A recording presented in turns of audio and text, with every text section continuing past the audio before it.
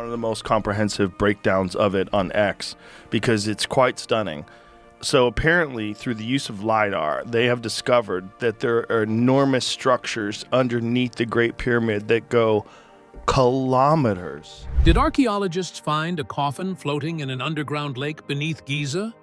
Well, believe it or not, the pyramids are much more complex than we think.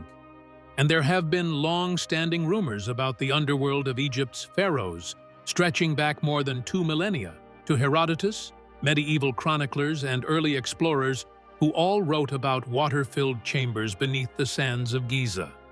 So, what is the truth? Today, we'll uncover it all. And it is going to blow your mind. Ready? Let's start digging. Ancient accounts and the birth of the subterranean legend. The enduring legend of hidden, water-filled tombs beneath the pyramids of Giza can be traced to the writings of classical antiquity, when the Greek historian Herodotus first recorded what he had heard about Egypt's most enigmatic structures. Writing in the 5th century BCE, during his travels through the Nile Valley around 450 BCE, Herodotus devoted much of Book 2 of the Histories to Egyptian customs, religion, and monumental architecture. When he described the Great Pyramid of Khufu, known to him by its Hellenized name Cheops, he recounted that the pharaoh's burial chamber lay underground, on an island surrounded by water, reached through a subterranean passage. Herodotus claimed that channels had been cut to allow water from the Nile to flow around the tomb.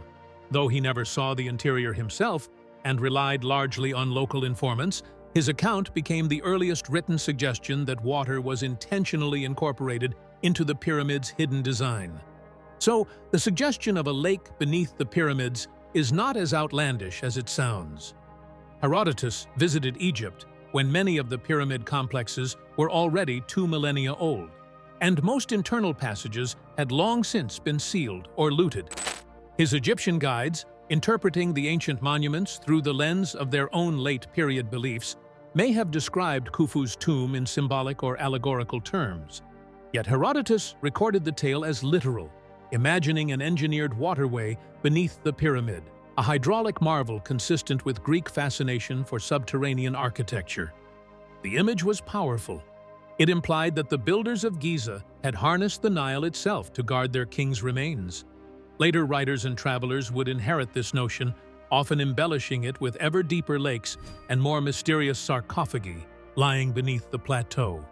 By the time the geographer Strabo visited Egypt some 4 centuries later, during the reign of Augustus, around 24 BCE, the legend had matured into a well-established part of the pyramid lore.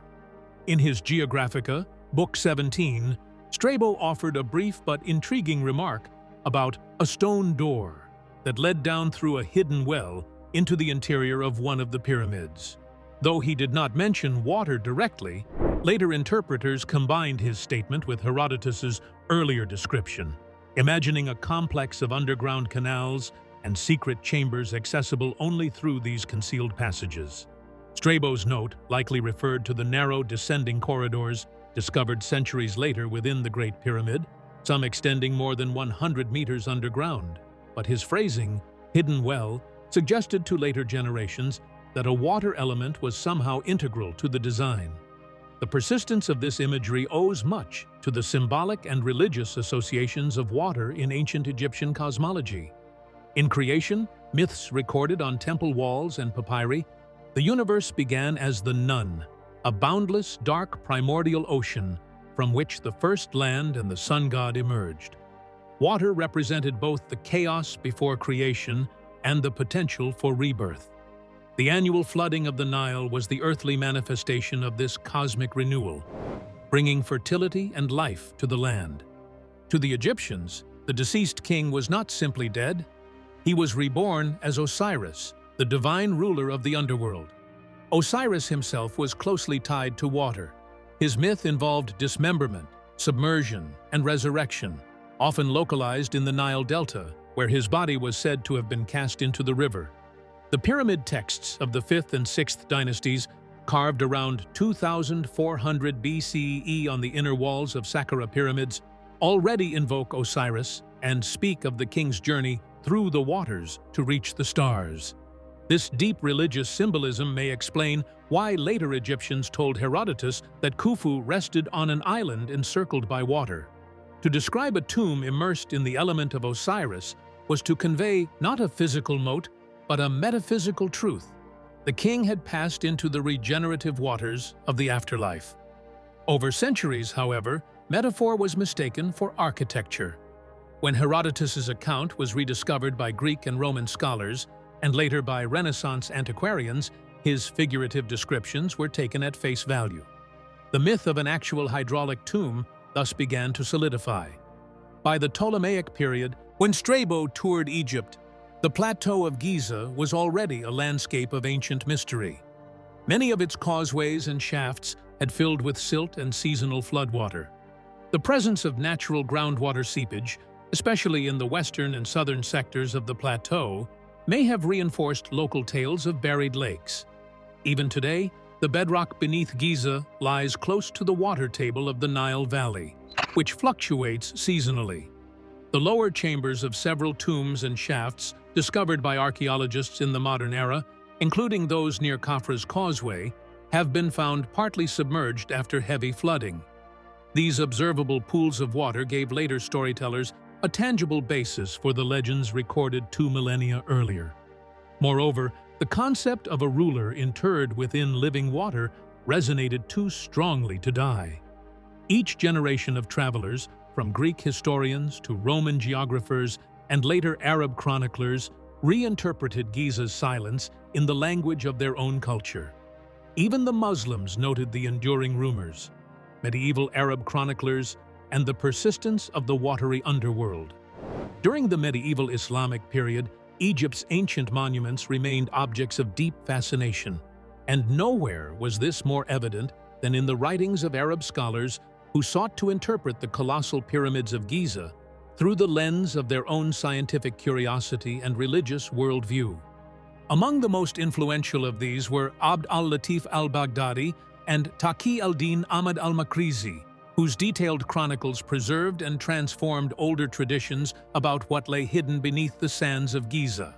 Both men lived in eras when Egypt stood at the intersection of medieval Islamic scholarship and the rediscovery of the ancient world. They wrote centuries before modern archaeology existed, yet their texts remain crucial sources for understanding how the myth of a watery underworld beneath the pyramids persisted well into the Middle Ages.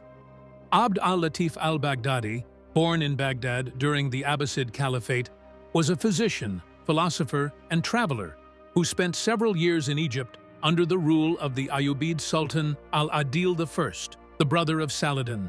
Around 1200 CE, he completed his Book of Instruction and Admonition on the things seen and events recorded in the land of Egypt.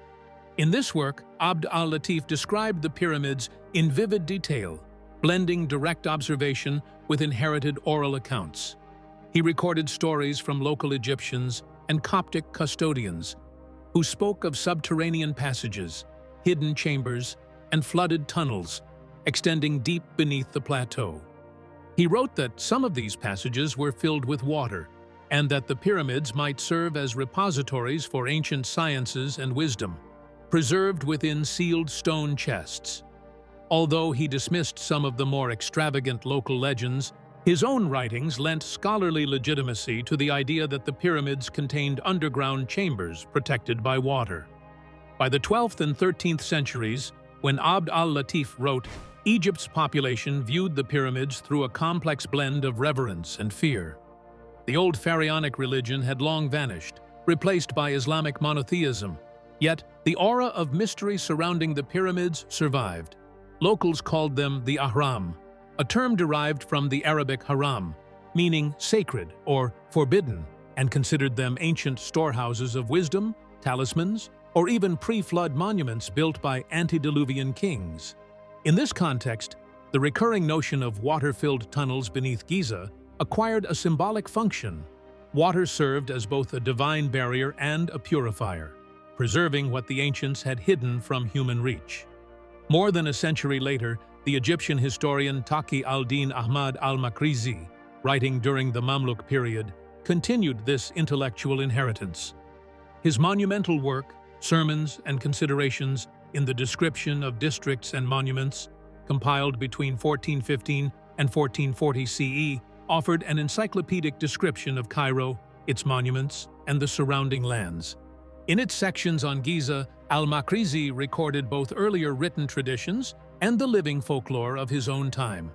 He described the pyramids as vast, secret repositories constructed before the Great Flood to safeguard the knowledge of the stars, geometry, and medicine. Crucially, he mentioned rivers or channels beneath the pyramids, created to protect these treasures from intruders. These subterranean rivers, according to his sources, were said to surround chambers containing stone boxes filled with ancient writings, images that clearly recalled both Herodotus's island tomb of Khufu and Abd al-Latif's flooded galleries. Al-Makrizi's historical methodology, though shaped by religious and moral interpretation, was remarkably systematic for his time. He cited earlier authorities such as Ibn Wasif Shah, Ibrahim al-Tabari, and Ibn Abd al-Hakam, who had all repeated variations of the same legend. That before the flood, Egyptian sages built the pyramids to preserve knowledge against divine catastrophe, concealing it within sealed vaults encircled by water. Some versions even identified these sages with Hermes Trismegistus, a Hellenistic fusion of the Egyptian god Thoth and the Greek Hermes, thereby linking the pyramids to the mythical origins of wisdom itself. Al-Makrizi did not present these tales as literal truth, but as akhbar or reports worth recording for their cultural significance. The persistence of these watery myths can also be understood through the environmental and archaeological context of medieval Giza. The plateau lies only about 8 kilometers southwest of central Cairo, at the edge of the Nile Valley. Seasonal floods in the Middle Ages frequently inundated the low-lying desert margins, creating shallow lakes and marshes near the pyramid bases. Travelers approaching Giza in these centuries often encountered the monuments half surrounded by pools of standing water, particularly after the inundation months of August and September. It is plausible that such seasonal flooding visually reinforced existing legends of subterranean rivers beneath the pyramids. To observers without modern hydrological knowledge, the idea that the Nile's waters flowed under the ground toward these colossal structures was not only believable, but symbolically apt. By recording legends that mingled empirical observation, religious symbolism, and inherited myth, they carried the ancient imagery of the pyramid's watery underworld into the Islamic intellectual world.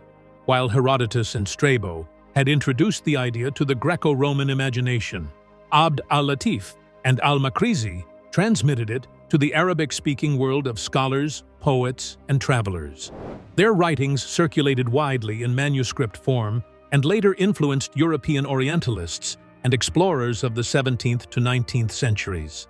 When Napoleon's scholars arrived in Egypt in 1798 as part of the Description de l'Égypte project, many still referenced Arab accounts of hidden chambers and underground rivers. Thus, the medieval Arab chroniclers served as both heirs and guardians of an ancient narrative. Through their pens, the watery underworld of Giza flowed across centuries, surviving as a metaphor for hidden wisdom and divine protection. Their words would echo again centuries later and inspire early European explorers to search for rivers beneath the pyramids. 19th and early 20th century explorations. In the early 1800s, when European explorers arrived in Egypt armed with shovels and imagination rather than scientific instruments, they sought to confirm the stories told for millennia. The Genoese explorer Giovanni Battista Caviglia was one of the first to probe this world between 1816 and 1819. Working under the patronage of Henry Salt, the British consul general in Egypt, Caviglia excavated around the Great Pyramid, the Sphinx, and Khafra's Causeway at a time when archaeological standards barely existed. In correspondence published in narrative of the operations carried on at the pyramids of Giza, both men described encountering deep vertical shafts cut into limestone and partially filled with water. One shaft near Khafra's Causeway reportedly descended over 30 meters before ending in a pool of mud-colored water. Caviglia believed he saw a rectangular stone block beneath the surface, perhaps a sarcophagus. So, Was this the floating coffin? Well, no one could confirm it. Caviglia and Salt interpreted what they saw through the lens of classical and Arabic tradition. They knew Herodotus's claim that Khufu's burial chamber lay on an island surrounded by water, and they recognized echoes of similar medieval tales about flooded tombs beneath Giza.